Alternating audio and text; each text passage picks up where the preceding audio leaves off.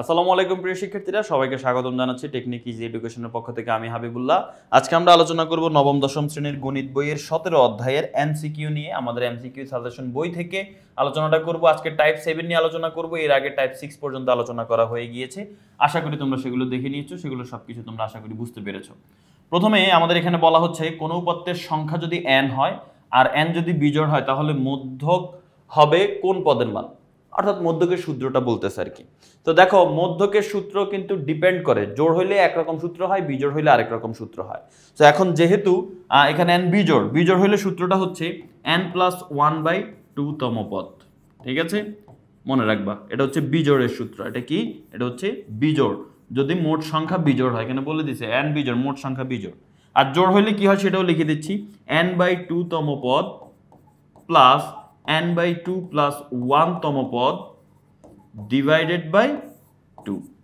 ঠিক আছে, এটা হচ্ছে জোড় হইলে ওই সূত্র, আর বিজোড় হইলে এই সূত্র। তবে আমরা এখানে যে মধ্যগুলো নির্ণয় করতে হবে পরে, এগুলো আমরা কিন্তু এই সূত্র ব্যবহার করে করব না। এই সূত্র ব্যবহার করে কখন করতে হয়? যখন কতে আসে বা হচ্ছে শর্ট প্রশ্নে আসে। তো সেগুলো কিন্তু আমাদের কতে বা শর্ট প্রশ্নে তোমরা যদি আমাদের ইজি ম্যাথ বই কিনে থাকো, এখানে কিন্তু বিস্তারিত আলোচনা করা আছে, বা তোমরা এগুলো বসাতে পারো। আমরা আজকে এখন মধ্যক নির্ণয় শিখবো শর্টকাটে।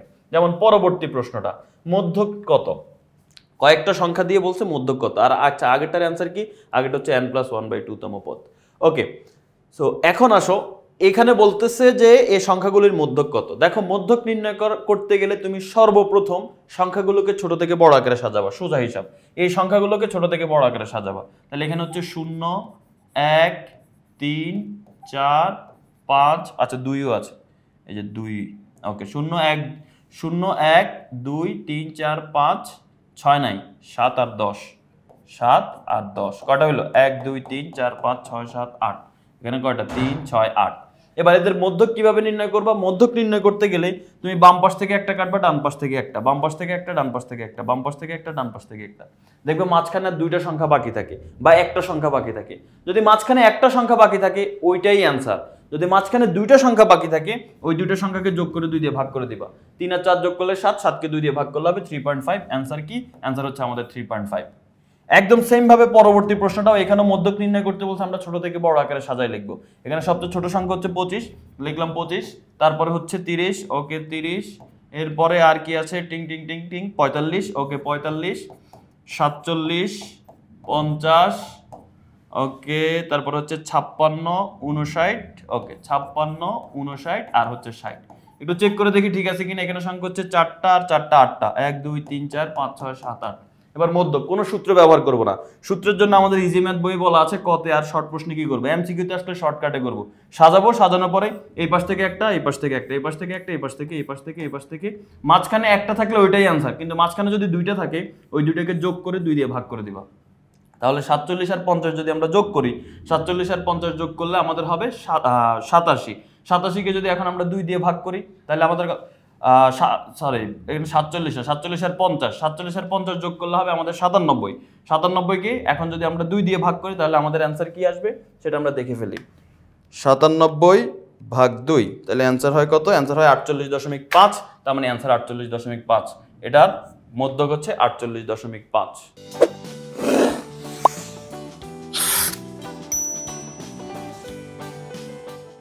সেম ভাবে পরবর্তী প্রশ্নটাও আমরা সমাধান করব। কি করতে হবে এখানে? এখানে আমাদের দেখো এই সংখ্যাগুলোকে সাজায় লিখতে হবে। সবচেয়ে ছোট সংখ্যা হচ্ছে 2, তারপরে হচ্ছে 3, তারপরে 5, 7, 8 আর হচ্ছে 13। কি করব? এই যে এই পাশ থেকে এই পাশ থেকে কাটা, এই পাশ থেকে এই পাশ থেকে কাটা, এখানে দুইটা আছে, 5 আর 7 যোগ করে 2 দিয়ে ভাগ করলে অ্যান্সার হবে 6। তার মানে এটার মধ্যক কি? এটার মধ্যক হবে 6 নাম্বার। তো পরবর্তী প্রশ্নটাতে যদি আমরা যাই, এখানে দেখো দশমিক দিয়ে আছে, তাতে সমস্যা নাই, আমরা সাজায় লিখবো। এখানে প্রথমে এখানে সবচেয়ে ছোট সংখ্যা আমরা দেখতে পাচ্ছি 5.5, তাহলে আমরা লিখলাম 5.5। ছোট থেকে বড় আকারে সাজায় নিতে হবে। এর পরবর্তী না, 5.5 থেকেও ছোট আছে, এখানে 4.7 আছে দুইটা, তাহলে এই যে 4.7, 4.7। ঠিক আছে, এবার পরবর্তীতে 4.7, 4.7, 5.5 গেল।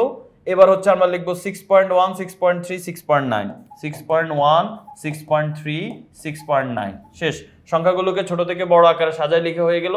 এখন আমরা কাটাকাটি করে দিব। এখান থেকে একটা, এখান থেকে একটা, এখান থেকে একটা, এখান থেকে একটা, এই দুইটাকে যোগ করে 2 দিয়ে আমরা ভাগ করে দিব। 5.5 এর সাথে যদি 6.1 আমরা যোগ করি, তাহলে হবে 11.6। এটাকে ভাগ করব আমরা 2 দিয়ে। তো আমরা যদি 11.6 কে 2 দিয়ে ভাগ করি তাহলে অ্যান্সার আসে হচ্ছে আমাদের 5.8। তার মানে অ্যান্সার কি? অ্যান্সার হচ্ছে 5.8। এটার অ্যান্সার আমরা পেয়ে গেলাম।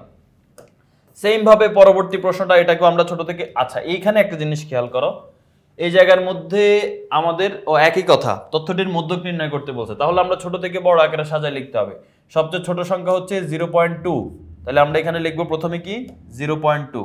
ওকে 0.2। এরপরে হচ্ছে কি আছে 0.2 এর পরে? 0.2 এর পরে আমরা যদি এখানে দেখি 4.2 হচ্ছে পরবর্তী ছোট সংখ্যা। 4.2, 4.53, 4.75, 4.2, 4.53, এরপরে হচ্ছে 4.75। ওকে, তাহলে এই তিনটাও লেখা হয়ে গেল। এবার হচ্ছে আমাদের পরবর্তী ছোট সংখ্যা হচ্ছে 5.0, 5.1, 5.4, 5.0, 5.1 আর আরেকটা হচ্ছে 5.4। এখন আমরা যে কাজ করব, এই সবগুলোকে এখান থেকে কাটাকাটি করব, বাম থেকে ডান, বামে একটা, ডানে একটা, বামে একটা, ডানে একটা। দেখো মাঝখানে একটা সংখ্যায় থাকে, তাহলে এখানে আর কিছু করার নাই, ওইটাই মধ্যক। 4.75 অ্যান্সার হচ্ছে গ নাম্বারটা।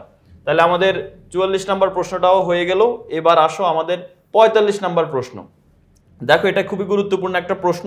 এখানে অনেকে হতে পারে যে হচ্ছে না বুঝে অনেক অ্যান্সার দিয়ে ফেলতে পারে। এখানে বলছে -5 থেকে +5 পর্যন্ত পূর্ণ সংখ্যাগুলোর মধ্যক কত?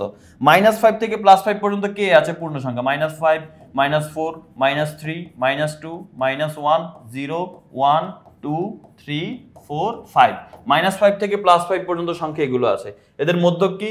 কাটা কাটা, এখান থেকে একটা, এখান থেকে একটা, এখান থেকে একটা, এখান থেকে একটা, এই যে, তাহলে মাঝখানে থাকে শুধু একটাই সংখ্যা 0। তার মানে এদের মধ্যক কে? এদের মধ্যক হচ্ছে 0। এরপরে 1 থেকে 51 পর্যন্ত বিজোড় সংখ্যাগুলোর মধ্যক কত? এটা একটু বড়, একটু লেংদি হয়ে যাবে, কারণ 1 থেকে 51 পর্যন্ত অনেকগুলো বিজোড় সংখ্যা আছে, ঠিক আছে? তাহলে এখানে যদি তুমি একটু দেখো 1, 3, 5, 7, তো 1 থেকে 51 পর্যন্ত বিজোড় সংখ্যা হচ্ছে এগুলো। এখন আমরা যদি এখানে কাটাকাটি করি, একটা একটা করে কাটাকাটি না করে আমরা অনেকগুলো করে একসাথে কাটি। আমরা একসাথে মনে করি 10টা করে কাটি, ঠিক আছে? এই যে 1, 2, 3, 4, 5, 6, 7, 8, 9, 10, ঠিক আছে তো কোনা? 3, 6, 9, 10, এখান থেকে তাহলে 10টা, 1, 2, 3, 4, 5, 6, 7, 8, 9, 10। আচ্ছা, এবার এদিক থেকে 2টা কাটে, 2টা, এদিক থেকে 2টা, তাহলে মাঝখানে আর বাকি থাকলো 2টা। জাস্ট এই 2টাকে যোগ করে 2 দিয়ে ভাগ, 25 আর 27 যোগ করে 2 দিয়ে ভাগ করলে হবে 26। তার মানে এটার অ্যান্সার কি? অ্যান্সার হচ্ছে 26। ওকে, এটা একটু বড় ছিল। এবার আসো পরেরটা। বলতেছে 1 থেকে 22 পর্যন্ত 3 দ্বারা বিভাজ্য সংখ্যাগুলোর মধ্যক। 3 দ্বারা বিভাজ্য মানে যাদেরকে 3 দিয়ে ভাগ করা যায়। 1 থেকে 22 এর মধ্যে কাদেরকে 3 দিয়ে ভাগ করা যায়? 1 থেকে 22 এর মধ্যে 3 কে 3 দিয়ে ভাগ করা যায়, 6 কে ভাগ করা যায়, 9 কে ভাগ করা যায়, 12 কে ভাগ করা যায়, 15 কে ভাগ করা যায়, সোজা হিসাব 3 এর নামটা, 18 কে ভাগ করা যায় এবং 21 কে ভাগ করা যায়। এরপর আর নিব না, কেন? কারণ 1 থেকে 22 এর মধ্যে নিতে বলছে। 1 থেকে 22 এর মধ্যে এই সংখ্যাগুলোকে আমরা হচ্ছে 3 দ্বারা ভাগ করতে পারি। এখন কাটাকাটি, এরা অলরেডি সাজানোই আছে ছোট থেকে বড়। এখন কাটাকাটি করে দাও, এখান থেকে এখানে একটা, এখান থেকে এখানে, এখান থেকে এখানে, মাঝখানে একটাই সংখ্যা থাকে 12। তার মানে অ্যান্সার হবে কি? অ্যান্সার হচ্ছে আমাদের 12। তার মানে 47 এর অ্যান্সার কি? 47 এর অ্যান্সার হচ্ছে ক। এবার আসলে আমরা 48 নম্বর প্রশ্ন সমাধান করি। এখানে বলা হচ্ছে 12 থেকে 45 পর্যন্ত মৌলিক সংখ্যার মধ্যক নির্ণয় করতে হবে। তার মানে 12 থেকে 45 পর্যন্ত যে মৌলিক সংখ্যাগুলো আছে তাদেরকে আগে লিখো, তার পরবর্তীতে হচ্ছে মধ্যক নির্ণয় করব। এখন মৌলিক সংখ্যা কি? এটা তো তোমরা জানো, 1 আর ওই সংখ্যা ছাড়া অন্য কোনো সংখ্যা দিয়ে তাদেরকে ভাগ করা যায় না। তাহলে চলো আমরা আগে 12 থেকে 45 পর্যন্ত মৌলিক সংখ্যাগুলো লিখে নিই। তো 12 থেকে 45 পর্যন্ত মৌলিক সংখ্যা হচ্ছে এগুলো, এদেরকে 1 আর ওই সংখ্যা ছাড়া অন্য কোনো সংখ্যা দিয়ে ভাগ করা যাবে না। এখন এদের মধ্যক নির্ণয় করতে হলে কাটাকাটি করে দিতে হবে। এখান থেকে একটা, এখান থেকে একটা, এখান থেকে একটা, এখান থেকে একটা, একটা একটা একটা একটা, বাকি থাকে মাঝখানে 29। তার মানে অ্যান্সার কি হবে? অ্যান্সার হচ্ছে এই যে খ নাম্বারটা। এবার আসো সর্বশেষ প্রশ্ন যেটা, সেটা হচ্ছে এখানেও মৌলিক সংখ্যা সংক্রান্ত। 30 থেকে 75 মধ্যে যে মৌলিক সংখ্যা আছে তাদের মধ্যক। তাহলে এখন আমরা 30 থেকে 75 পর্যন্ত মৌলিক সংখ্যাগুলো লিখে নেই। তো 30 থেকে 75 পর্যন্ত মৌলিক সংখ্যা হচ্ছে এইগুলো। এখন আমরা যদি এখানে কাটাকাটি করি, এখানে 2টা করে কাটি, এখানে 2টা, এখানে 2টা, এখানে 2টা, এখানে 2টা, এখানে একটা, একটা কাটা, তাহলে মাঝখানে 53 থাকে। তার মানে অ্যান্সার হচ্ছে আমাদের 53। তাহলে এখানে তোমার মৌলিক সংখ্যা সম্পর্কে দক্ষতা থাকতে হবে ভালোই, ঠিক আছে? নাহলে কিন্তু আটকায় যাবে। সো 1 থেকে 100 পর্যন্ত যে মৌলিক সংখ্যাগুলো, এগুলো কয়েকবার দেখে ফেলো, কারণ এগুলো অনেক কাজে, অনেকগুলো ম্যাথে তোমার হচ্ছে দ্বিতীয় অধ্যায় যখন করতে যাবো তখনই কিন্তু লাগে মৌলিক সংখ্যা। তো তুমি একটু আগে থেকে যদি ভালো করে দেখে যাও তাহলে তুমি সেগুলো মনে করতে পারবা খুব তাড়াতাড়ি, ঠিক আছে? তো আমাদের এই টাইপ কিন্তু সমাধান হয়ে গেল। পরবর্তীতে আমরা আরেকটা টাইপ নিয়ে আলোচনা করব। সেই পর্যন্ত সবাই ভালো থাকো, সুস্থ থাকো। আর যারা আমাদের এমসিকিউ সাজেশন বইটা এখনো সংগ্রহ করো নাই, দ্রুত সংগ্রহ করে ফেলো। আল্লাহ হাফেজ, আসসালামু আলাইকুম।